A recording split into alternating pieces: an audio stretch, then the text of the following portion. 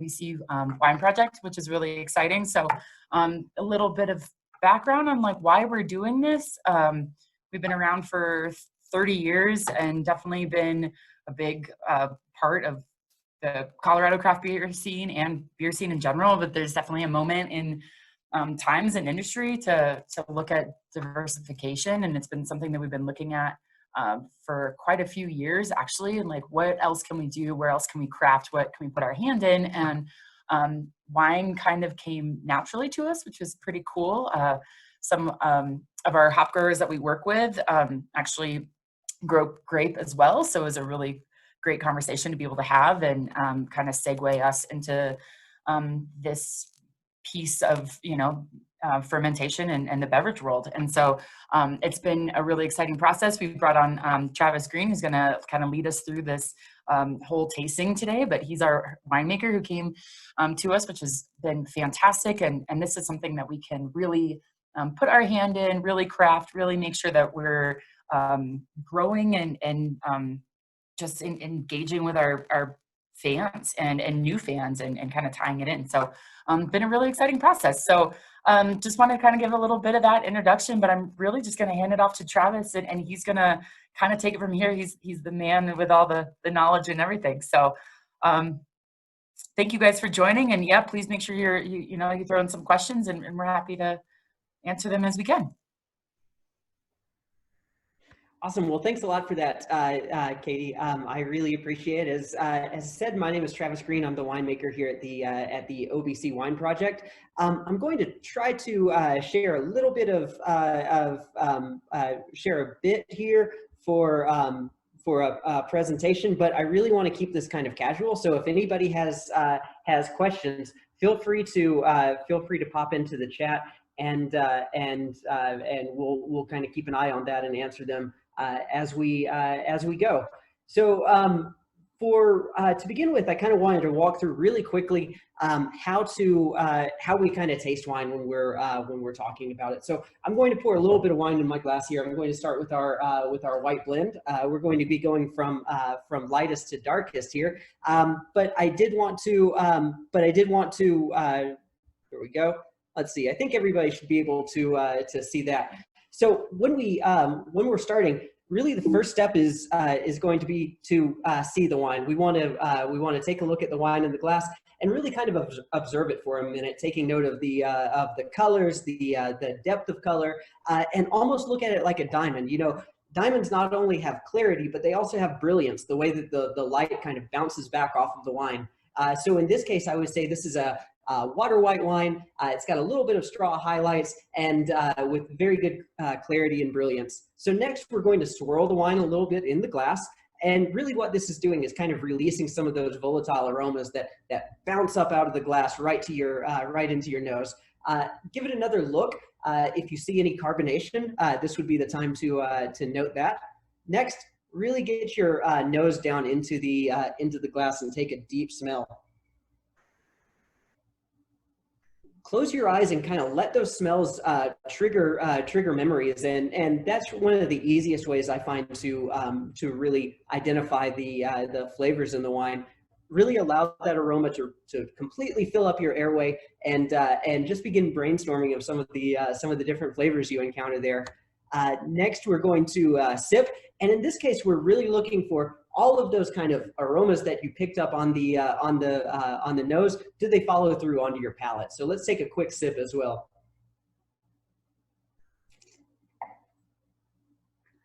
Once you've had that, we're going to, this is the part where you can savor the wine. This is a moment to kind of reflect on what you just tasted and think about what you would pair with this. Think about the finish. Are you still tasting the wine? Do you feel the wine in different parts of your palate? All of those things are kind of giving you some information about the wine and what you might like about the wine.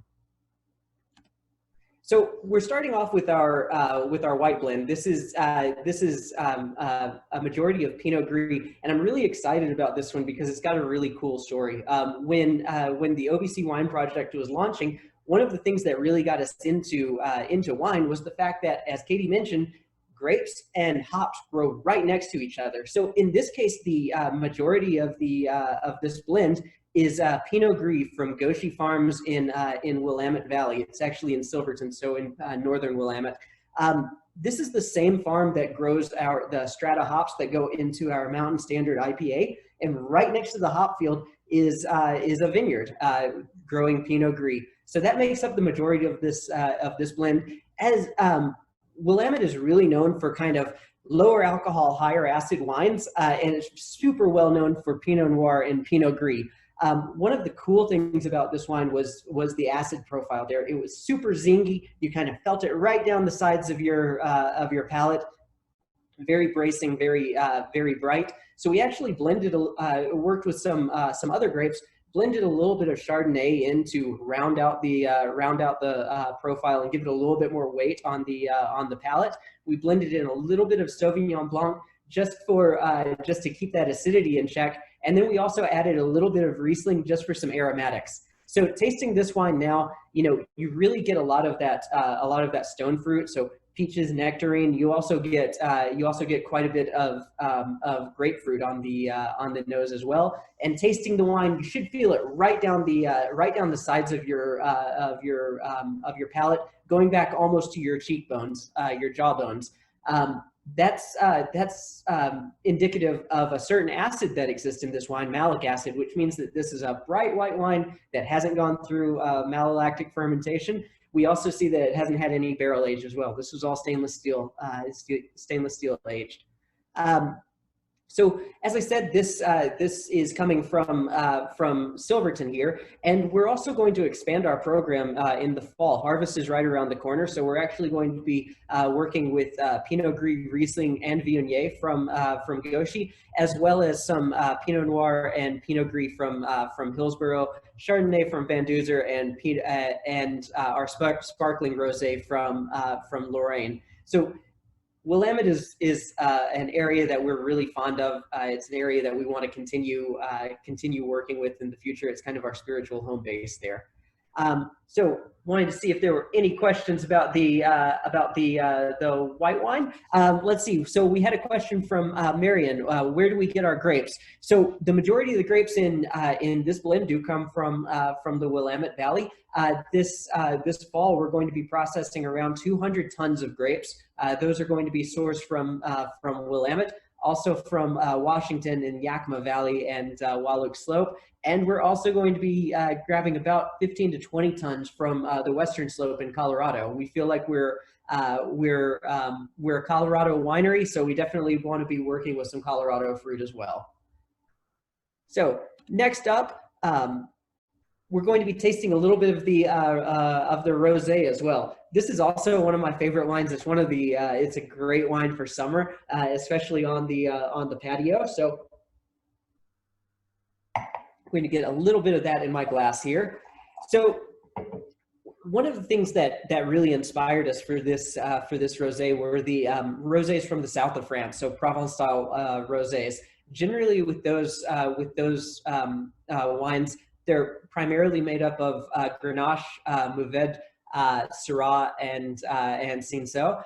In this case, we also added in some Sangiovese, which is normally which is known as an Italian variety, but in Columbia Valley, it's grown in some of the cooler climate areas, so it makes a fantastic rosé. It gives us a really nice kind of orange peel character to the wine. And in this rosé, I think it comes across almost like charred oranges or charred citrus in a way. There's a little bit of smokiness to it. So as you can see, this is kind of a kitchen sink blend: 44% Sangiovese, 27% Syrah, 10% Grenache, 8% Mourvedre, 7% Cinsault, and 4% Sauvignon Blanc. I am so glad I had that slide in front of me to remember that.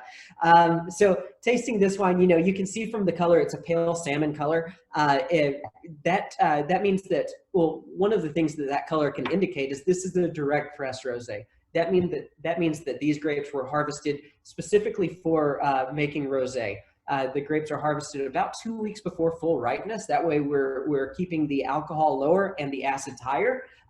We harvest the grapes. They go immediately into the press, and the press squeezes the juice out without really seeing any skin contact. Since these are all red grapes, more skin contact would lead to more purple colors in the wine. We really wanted to keep this nice and bright. So long press cycle. We then ferment the juice cool, just to keep all of those volatile aromas in as well. I really think this is a nice food-friendly wine. The acid can really sing on this, and the low alcohol means it's great for a patio. So as I was saying, this one actually came from Columbia Valley in Washington.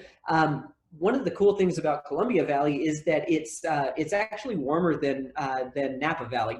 So everybody talks about cabs from Napa, but Eastern Washington is kind of an inland desert. So it has this really long growing season. It gets more growing degree days than some of the cooler sites in California. And what that means is that those grapes have these cool nights where they retain acidity, and also these nice warm days where they can really build ripeness, build all of that flavor into the skins. So hope y'all are enjoying so far. Any questions about the rosé? I'm going to give a second to catch up on this one. I feel like we're moving through some wines really quickly right now. It's been really exciting to kind of open up a winery during the middle of a pandemic, for sure. Okay. Chad is asking about what does river rock taste like. Okay, so so one of the terms you hear a lot with wine tasting is this idea of minerality, and it can be expressed through like wet concrete or river rocks or slate or chalk. It's all of these kind of really these kind of minerally flavors that you get.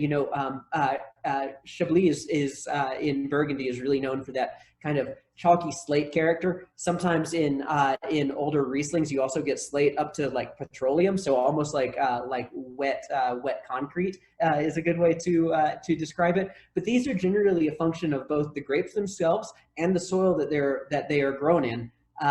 It can express itself through the wine, generally in these kind of stony ways. So just think about kind of, I know it sounds awful, but licking a piece of rock or a piece of slate, you can imagine where you would feel that on your palate, and kind of what that kind of gritty, stony character would bring, almost like an oyster shell sometimes as well. Let's see, why do we always ferment cool? That's from Katie. Not necessarily. With white wines and rosés, I tend to like to ferment cool because it does preserve some of those aromatics. If you think about the functions of fermentation, it's basically a chemical process of yeast that are converting the sugar in the wine to alcohol, but it also gives off heat and CO2. And if the fermentation really kicks up by allowing that temperature to start to rise, a lot of those aromatics can actually blow off as CO2. So we really want to keep that fermentation nice and slow. On these, we're looking for about a 30 to 40 day fermentation on our whites and our rosés. That ensures a nice steady fermentation that keeps all of those nice aromas in the wine rather than blowing out the top of the tank. Okay, Cindy is asking, what causes the higher alcohol content in the rosé with bubbles? What a great segue to our next wine. So the rosé with bubbles is 100% Pinot Noir from King Estates in the southern Willamette Valley. And one of the things you might notice with this wine, if you pour a bit in your glass, is that the color is much deeper than it was on the still rosé. That's a function of the fact that the rosé with bubbles was actually created through a process called saignée. It's a different style of rosé making where these grapes were originally intended for a red wine, for a Pinot Noir. However, the Pinot Noir was coming in a little bit light, so in order to darken up the red wine, a bit of the juice, about 10%, was drained out of the tank after about 4 to 6 hours on the skins, and then that juice was used to ferment into a rosé. So whereas with the still rosé, we were harvesting about 2 weeks early to keep that acid and alcohol down. With the rosé with bubbles, we were harvesting at full ripeness. So that's where that 13.6% ABV comes from. We picked at about 24 bricks. So that allows And what we're doing with that is the idea is that that higher weight, that little bit of sweetness from the alcohol plays really nicely with the carbonation from the bubbles. I feel like the carbonation kind of lifts everything a little bit and that sweetness from the higher alcohol kind of softens that. The other thing we did with the rosé with bubbles was allow it to sit on its lees for about 6 weeks after fermentation. Lees are the dead yeast cells that, after fermentation ends, the yeast cells fall to the bottom of the tank, and the pressure of that tank can burst those cells and release flavors like sourdough bread or brioche. If you've ever had champagne, sometimes they taste very bready. That's from that process of autolysis from sitting on the lees. Also, if you ever see a bottle of wine that's labeled as Sur Lie, it means that it sat on the lees after fermentation to develop some of those rounder characters. Lees are super important in winemaking. They scavenge oxygen, so it allows us to kind of make a wine without using a ton of different preservatives, because the lees naturally act as an antioxidant. They help to round the wine out. They almost act like sandpaper, kind of taking some of the harsh edges off of the wine. Let's see. Edwin is asking, are the flavors natural within the grapes, or are there additives like real strawberries, etc.? No, these flavors all come from the grapes themselves, and more specifically from the skins of those grapes. There is some flavor in the juice themselves, but a lot of those flavors come from the skins and are expressed when the grapes are pressed. We aren't doing anything with fruited or hopped wines right now, but next year when our tap room opens, we are going to be experimenting with some of those different profiles. So adding strawberries, we really want to play with some of the Palisade peaches from Western Slope as well, seeing what we can do to incorporate those into our wines as well. Let's see. Chad is asking, will your blend percentages vary year to year to keep consistent flavor? Goodness, we can talk a long time about that. So blending is an entirely different conversation. Yes, we are looking for consistency from year to year, and yes, those percentages will change from one year to the next. Grapes are an agricultural commodity, and as an agricultural commodity, they're very weather dependent. So one year is going to be different from the next. And having this blend, it allows us to kind of strengthen some of the weak points in some varieties while heightening some of the strong points in others. So the wines themselves might not taste exactly the same from one year to the next, but what you can be assured of is that blend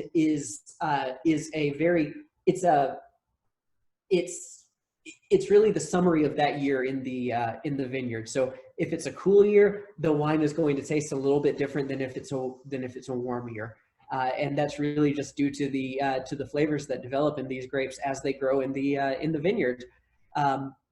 So we'll come back to that here in a little bit as we taste the red here in a moment. Okay, Stephanie is asking, why did we decide to put the wine in cans? Okay, so this is another great one. First off, Odell has like 30 years of packaging experience with cans, so that's the format we're most comfortable with. On top of that, the cans offer some advantages over bottles. One, our cans are manufactured down in Golden, Colorado, so everything is kind of manufactured locally. With glass, we're generally bringing that in from overseas. Aluminum is infinitely recyclable. Something like 75% of aluminum cans are used again to form additional cans down the road. So it's a really sustainable way for us to package. On top of that, one of the things with cans is that there is no oxygen ingress. So oxygen doesn't move in and out of the cans like it would through a cork in a bottle. That's good for some wines. Our whites and our rosés are really well suited to being packaged in the can. However, with the reds, we have to be a little bit careful because reds do oftentimes benefit from a little bit of oxygen ingress through a cork. That's why oftentimes a wine can improve over time just by laying down in the cellar. That slow oxygen can help those tannins kind of link up, forming longer chains, and they taste smoother over time. Whereas with the cans, we're really trying to preserve those fresh fruit aromas. With the bottle, those fresh fruit aromas kind of fade over time, and what develops is these secondary and tertiary flavors that are really, really interesting to taste. If you've ever had some really older wine, the flavor is totally different. And that's kind of the point. Wine is a living product, and we really want to allow it to develop. So when we're packaging our red wine in the cans, we have to be really careful with our oxygen management so that it does show well when you taste it. Let's see. Richard is asking, do you serve all the wine chilled, or is the red served at room temperature? Okay, so red wine served at room temperature is kind of the has kind of been the standard for a while. But when we talk about room temperature, those suggestions are really coming from Europe, where room temperature might be a lot cooler than room temperature on a 100-degree day in Colorado. So what I like to do is for my red wines, put them into the refrigerator about 15 to 20 minutes before they're meant to be consumed. That will bring them down to about 55, 65 degrees, and that's really the optimum temperature for the red wines. For the white wines, you can bring them all the way down to 40, 45 degrees. Generally, I say pull the white wines out of your refrigerator about 15, 20 minutes before you drink them. Put the red wine in the refrigerator about 15 to 20 minutes before you drink it. And let's see. Speaking of the cork, how do you recommend we save the remainder since we can't recork? I'm not going to be able to drink 2 bottles by myself right now. Chad, you're just not trying hard enough, I think. No, so that's a real concern. And with our sales team, we're actually experimenting with can caps that we can put on the top in order to kind of preserve some of those aromas. For right now, though, what I would recommend is really find somebody to share it with. You know, the wine is going to be okay in the can for 1 to 2 days, but after that, you know, you're really starting to lose a lot of those flavors and aromas. So they are meant to be consumed as soon as you open it. It's not going to preserve itself as long as a wine with a cork would. So with that said, let's get into some rosé with bubbles as well. So sparkling wines are a huge topic, and we can go on and on for that.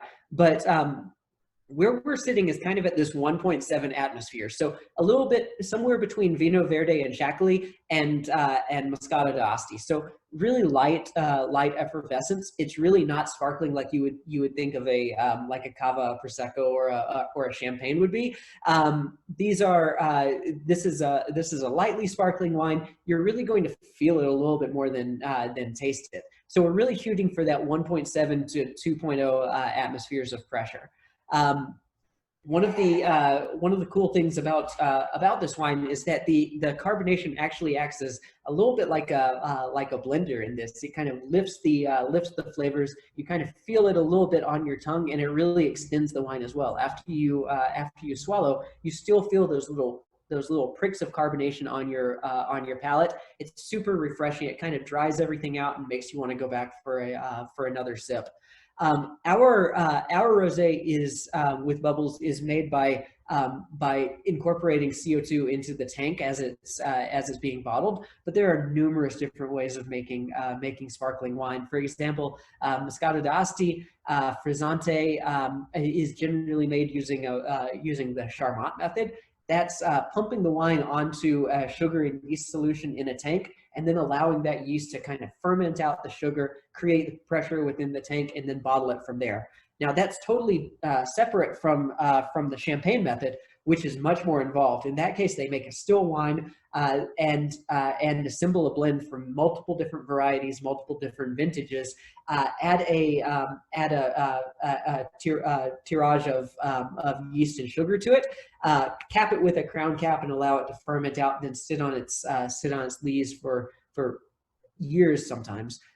Somebody is actually going through and turning those champagne bottles. If everybody has actually has visited Champagne, you can see the big riddling racks where people go through and turn the bottles, forcing the dead yeast in the bottle from the top down to the neck of the bottle. Then the bottle is popped, the yeast squirts out the front, and the bottle is then topped up with a wine, oftentimes a sweeter wine, to make your demi-sec and sec champagnes. So eventually we will be moving to that format, but for right now we're using the frizzante style of just incorporating some CO2 into the tank while we blend it. So next up is our red wine, and this is another kind of kitchen sink blend. We were really interested in sourcing the reds from Washington, from Columbia Valley, specifically around Zilla and Moxie. Another one of our hop suppliers, Roy Farms, out of Moxie, is actually growing grapes, and we're going to be taking his whole harvest this year as well. So it's kind of it's a really exciting region. In this case, we were blending with Merlot, Cab Sauv, and Syrah, but we were finding that those grapes were a little bit bright for us. And again, this is where the blending comes in. Since these were all 2018s, we felt that the wines were still a little bit bright, so we blended in some Tannat and Tempranillo, and that really tended to soften the acids up and make it a little bit more complex. I think you get a few more oxidized notes in there, like raisins, let's see, like spice cake, fruit cake, things like that, really kind of pop out of this particular wine. I really love the nose on this. You get a ton of like cooked fruit rather than the fresh fruit that we've been tasting up to now. So a little bit darker, a little bit wider. This is also a bigger wine. As I said, Columbia Valley has these really long summers. They don't harvest until November. And that allows the grapes to really build up sugar, which results in a higher alcohol content. At this point, in this wine, it's around 14.8%. We really recommend serving this one with something with a little bit of fat on it to cut through some of that body. So roasted vegetables, roasted meat, anything off of the grill is going to be a great pairing with this wine. And we're looking at this list of grapes that we use for blenders, and really what we're going for is looking for balance. With red wines, we're really balancing three different points on the spectrum. We've got this sweet character that comes from the ripe fruit, from the high alcohol, from this warmer climate, and then we're balancing that sweetness with acid from the acid in the grapes, as well as the astringency from the tannins. So when we're building a blend, we're trying to balance all of these different characters to give you a nice kind of ride on your palate. One of the things that I'm concerned about as a winemaker, more so than a sommelier would be, is really how the wine feels. How do you experience the wine? The wine should have a firm attack up front, and then it should have a longer finish. I really want people to come back to this one for another sip. Edwin's saying the red would go great with the steak. Absolutely. Steak, a little bit of like we had it with roasted carrots the other day, and it was really delicious. So that's kind of my presentation, but I did want to leave plenty of time here to kind of to really to answer any questions people might have. I know there's we're kind of a new winery in town, but I really wanted to make myself open if anybody has any burning questions about winemaking or wine in general. In the meantime, I'm going to have a little bit of that red as well. Oh yeah, the Blackberry Jam. So one of the cool things is that you can kind of you can almost talk about the differences in in fruit that you taste between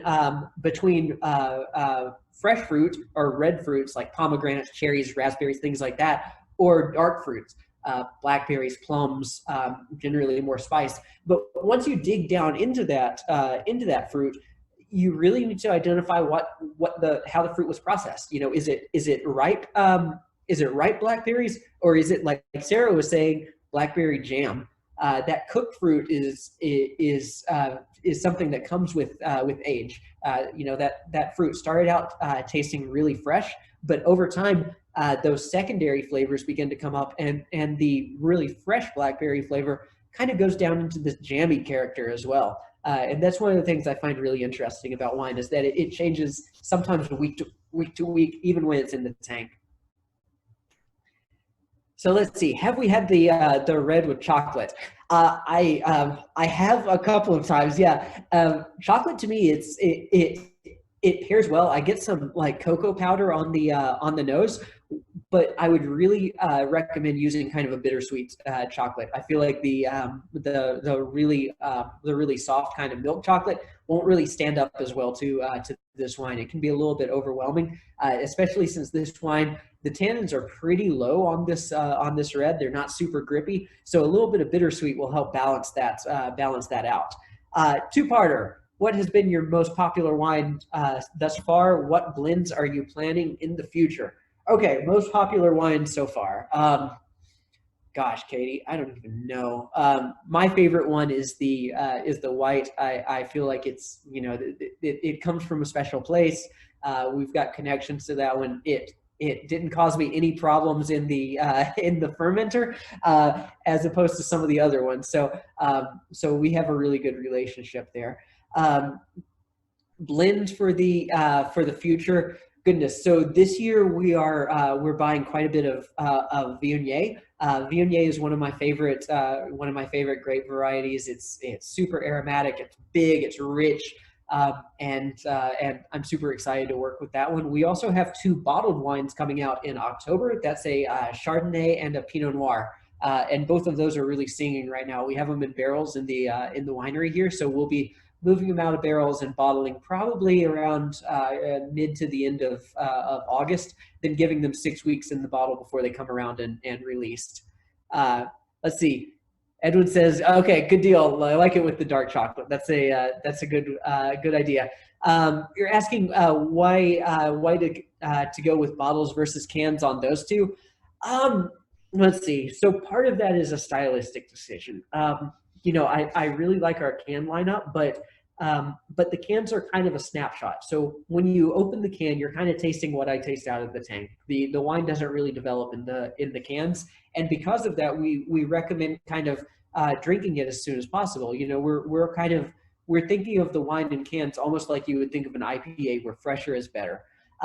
With the bottles, it gives us the chance to kind of lengthen that a little bit. So when we release the bottles in October, we're recommending people drink those over the next 2 to 5 years. You know, they're really going to develop in the bottle quite a bit. Right now, they do have those grippy tannins. They do have that higher acidity. Both things that are going to really make them hold up in the bottle and develop over time. So the hope is that you can taste the 2019 Pinot Noir now and taste it again in 2 years and see how much it's developed. And yep, they're going to be bottled in 750s.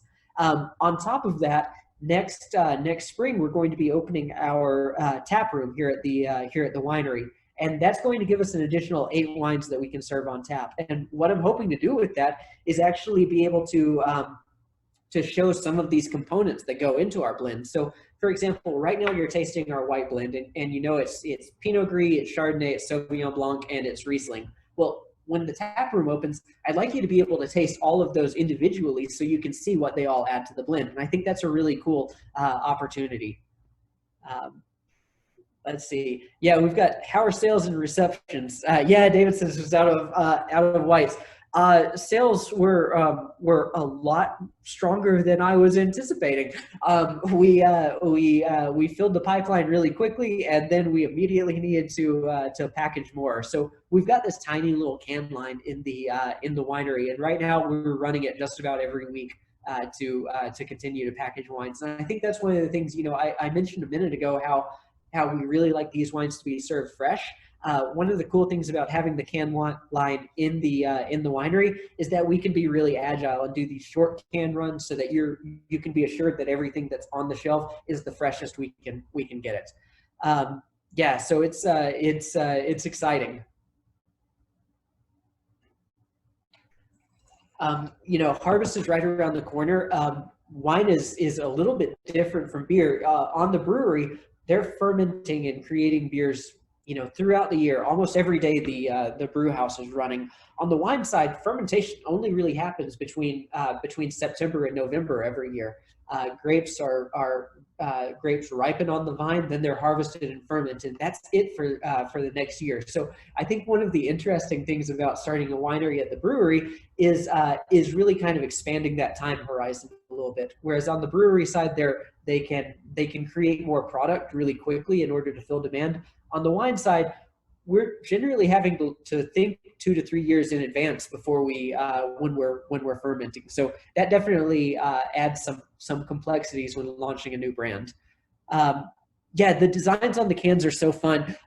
Yeah, big shout out to the marketing team. So remember how I was saying on the white wine you pick up a little bit of grapefruit. So the design on the white wine can is actually a cross section of a grapefruit cell. So all of these are called Lee patterns, and we're really taking our cues from nature to develop these can designs. Was the winery all new construction, or were you able to repurpose equipment from the brewery? Oh my God, no. So there are so many restrictions between having a brewery and having a winery. So we have big signs in the winery right now that say no beer allowed over here, because due to our bond, we can't have our wine in the brewery, and we also can't have beer in the winery. So we're trying to take that very seriously. So yeah, we're not really repurposing equipment from the brewery unless it's just not going to be used again. So I did find a nice tank out in the backyard here that we were able to salvage and turn into a wine tank. So we're trying to use everything we can, but definitely we have to stay totally independent. Let's see. You thought it looked like a hop? Yeah. So they. So in a couple of weeks, we'll be when we release that Chardonnay and the Pinot Noir. Look at those designs as well. They've kind of carried those through to the bottle labels as well. On the red blend, the cross section there is the underside of a grape leaf at a microscopic level, and then the two rosés are kind of color swaps, and those are both cell nuclei. So our marketing team had a lot of fun with that, and I think our graphic designer is still it just really loves playing with those designs. Do you use wooden barrels for any wines or just steel? Yeah, I'm using right now we have 12 barrels. They're holding our Chardonnay and our Pinot Noir. In this case, these are neutral barrels, which means they're at least 4 years old. So they're not really giving a lot of oak flavor to the wine. Instead, what they're doing is kind of rounding it out, because we talked earlier about how oxygen can kind of come into the wine and help round out some of those tannins. The barrels are basically doing the same thing. The barrels breathe, and they allow the tannins in the wine to kind of link up and become a lot rounder. Let's see, what's the life of wine in the can? Yeah, we're saying about 6 months right now. But again, we do recommend drinking it, as when you can. These aren't wines to hang on to for a while.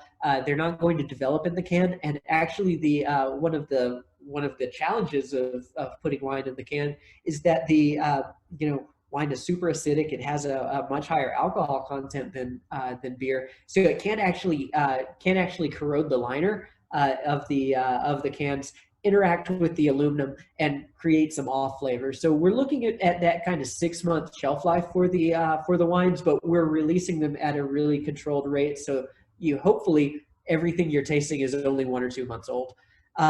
Any thoughts for using barrels from local distilleries? So in a previous life, I did do a bourbon barrel aged wine. I will say the bourbon barrels definitely kind of contribute flavor a lot faster than wine barrels, and part of that is due to the sourcing from where that oak is sourced from. Most bourbon barrels are made from American oak. Most wine barrels, well, not most, but some wine barrels are made from French or Hungarian oak. The difference is that American oak is grown in a warmer climate, so the grain of the wood is a little bit wider. What that does is allow those wood flavors to kind of infuse into the wine at a higher rate. Whereas an oak tree grown in Hungary, based on the fact that it's cooler there, the grains are going to be much tighter. That means that oak flavor kind of infuses at a much slower rate. Let's see. So yeah, there's quite a bit in the barrel to work with. We could talk for a long time. One of the cool things is that each barrel is really its own kind of environment. We allow the wines to go through malolactic naturally in the barrel, so those bacteria kind of colonize all of the pores in the barrel and can really kind of over time build up their own flavors in the vessel. So each barrel is really its own wine. I mean, tasting it right now, we've got 6 barrels of Chardonnay, and they're all beginning to taste a little bit different. So that's one of the cool things I really enjoy about winemaking. So, questions so far? Hope everybody's enjoying the wine so far.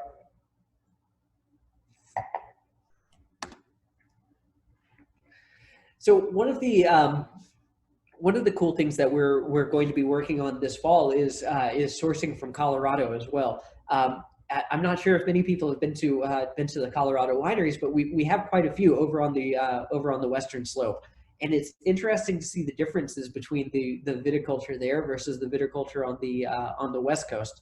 Colorado is interesting in that we have very cool, relatively cool nights with really warm days, and so the growers out there have to be super cognizant about maintaining the acid levels in their wine. So as the grapes ripen, sugars begin to rise and acids begin to fall at the same time. So generally, you're hoping to harvest right when those two are in balance. Sometimes that's only 2 or 3 days where you have the opportunity to harvest those grapes at the right levels. So it's always fun to be around for harvest and make that call. It's one of the single most important decisions you could make as a winemaker is when to harvest. We're super excited about working over on the western slope. Are we offering tours of the winery to the public? Oh my goodness! If we are still a construction zone right now, but I believe next spring we are going to be once we finish up the tap room, it is going to be we are going to have tours available. The tap room was slated to open in September of this year, and then COVID happened, and the contractor stepped away, and our maintenance team stepped in. So we're super lucky here at Odell's to have a really dedicated maintenance team. They were able to wire up all of the tanks, get everything moved in, get our chiller, our glycol system set up, all of our equipment going. So right now we're kind of a winery in a construction zone. But once everything is finished by next spring, we're definitely looking forward to having people over. Where in the world is the climate on the western slope most similar to? Oh, that's going to be an interesting one. I would say it's got some similarities with Washington, with Eastern Washington, just because it is so dry and so and such a long growing season. However, if you also look at some of the high plains in Chile as well, I think you could draw some conclusions there, especially on the eastern side. It doesn't get those rain shadows that some of the really nice wineries up there have, but it's very similar in that it's a dry climate. There's hardly any disease pressure. Coming from the East Coast where vineyards were spraying for fungus and mildew, every 7 to 10 days. The guys on the western slope don't have to worry about that. It's so dry and there's so much airflow that they can almost go organic for large chunks of the year. So it's a really and the scenery out there is beautiful as well. Having being kind of a transplant here, it was astonishing to see all of the vineyards out there. The white wines are super steely. I had a delicious Riesling from Hotchkiss the other day. They retain acid really well. They keep their flavors. And it's still a young industry here. So I think in the next 3 to 4 years, you're going to see a lot more Colorado wines around. The vines are coming up on that first full decade. It generally takes somewhere between 3 to 10 years for a vine really to develop the flavors that you come to expect from it. So I think we're about to hit that peak of production in Colorado, and it's super exciting to see. Let's see. Yep, the tap room is going to be right in front of the winery here. So we're right next to Odell. It used to be a masonry factory that we've converted over to the winery now.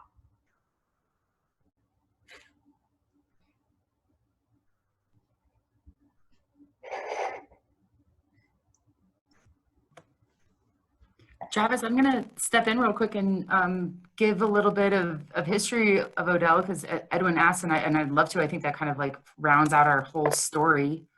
Does anyone else have any questions for Travis before I cut him off? Thank you. That was awesome. And you guys, like, I've been a beer person for a while, and I've always loved wine, but I always learn something new listening to him. So this was fantastic. Thank you so much for that. And please chime in if you guys think of anything, but brief history of the brewery. So the Odells started the brewery 30 years ago, and Doug and his wife Wynn lived up in the Pacific Northwest. Doug was a big home brewer, kind of saw how people were starting to brew and open up some of these tap rooms. There was like 5 or 6 breweries, and that felt like too much, where they were. And Doug's sister, Corky, lived out here in Colorado and was just like, well, you guys should look at coming out here. There's one, great water, which is huge. It's a college town. We're close to Denver. We're close to Wyoming. Like, there's all these factors that really felt good. And so they came out and kind of checked it out and decided that Fort Collins was going to be the place, which was perfect. So got the brewery going. We're actually in an old grain mill. It's really cool. I did a tour of it maybe 5 years ago with Doug and a bunch of other people, and there's like stuff written on beams, where they were doing things. But so we're the first craft brewery in Fort Collins, second craft brewery in Colorado when we opened in 1989. So there wasn't a lot. I mean, and being in Fort Collins, we were just down the street from the Budweiser plant. I mean, beer was so different then.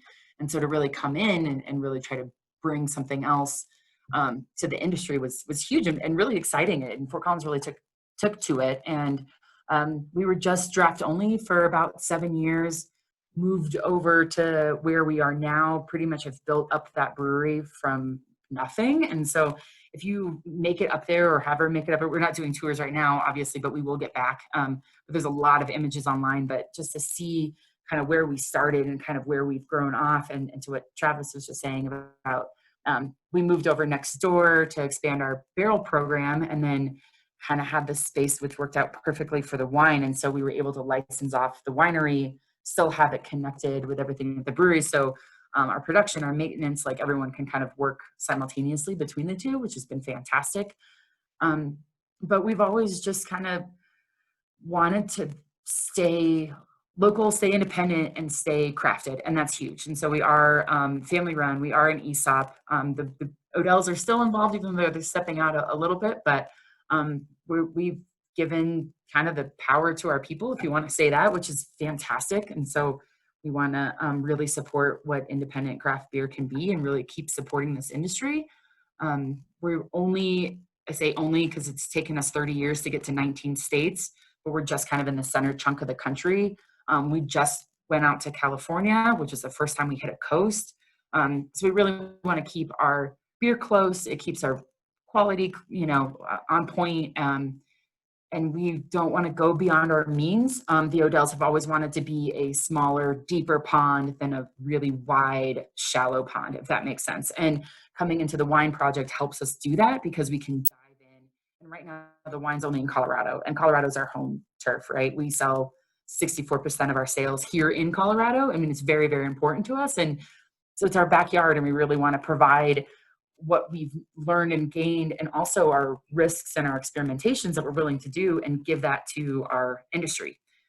So that feels really, really good. So yeah, we've just kind of slowly grown. I would have to remember, the industry is so weird now with how many people are selling to other entities and who's considered independent and kind of where we stand. But we don't want to be in like the top 10 breweries, because that just means that we're getting too big, you know, like we really like kind of where we're at. We can kind of control our quality, kind of control our sales, and really dive in. And we don't need to be all over the place, because local's king, and it's hard outside of the state, but we still have a presence of our reputation, which is really, really important. So, but like I said, like the wine is just another way for us to experiment and to kind of get out. And we're still doing that with our beer, and we're just diving in more and more, which is really, really exciting. So it's, yeah, it's been really great. So does anyone have any questions on the brewery or anything else that I can answer? If you guys weren't on last week, there's a tap room downtown in Rhino, which we are open right now. We've got really great seating. Expanding on the other beverages like seltzers. No, we're not going to do a seltzer. We're going to do a different form of a seltzer. We're going to do hard kombucha, which actually just kind of announced today, which was really exciting on Brewbound. But seltzers are hard. If you guys notice, there's a lot of them, and they are getting cheaper and cheaper, and we don't want to undercut anything, and we'd rather give something that has a craft and that you guys can feel really proud to drink and like really excited to drink. And it's a fad that we just don't want to chase, and we'd rather put our energy and efforts into something that's going to be a little bit more sustainable. And that's really how we run as a company, which is pretty fantastic. So yeah, but also what I was saying is that there's a tap room downtown in Denver, which has been our first satellite tap room. And come by, we've got beer to go. We've got a really great setup. Make it to Fort Collins if you can. We'll get back on tours when we're able to. But it's an amazing experience. Even if you're just coming by for a pint, it's pretty fantastic. So yeah. Travis, do you have anything else? I think. Thanks, No, Rebecca. that's You have been it's awesome to be able to you know, even when it's not in person, it's good to be able to talk to people about the wine. So absolutely, that's what everybody's enjoying it. You know, once everything opens back up, I hope to see you over at the winery. Yeah. Oh my gosh, come up. We'll hang out. Yeah. Thank you guys both so much. Travis, that was amazing and so informative. So thank you so much for being with us. And Katie, thank you as well. Of course. We really appreciated you 2 weeks ago, Katie, and coming back this week. And so we really appreciated Odell. So just to close up, we are going to continue the happy hour series going forward. So it's basically every 2 weeks. So not next week, but the following week. So August 6th, we'll be having Decadent Saint with us, and they will be doing cocktails with their alcoholic mixers. So that'll be fun and different, and a great time as well. So please join us back for that. And thank you again to everybody. This was great. Thanks, Travis. Thanks, Katie. Have a great night, everybody. Thank you. Bye, everyone. Bye, Mom. I know you're out there.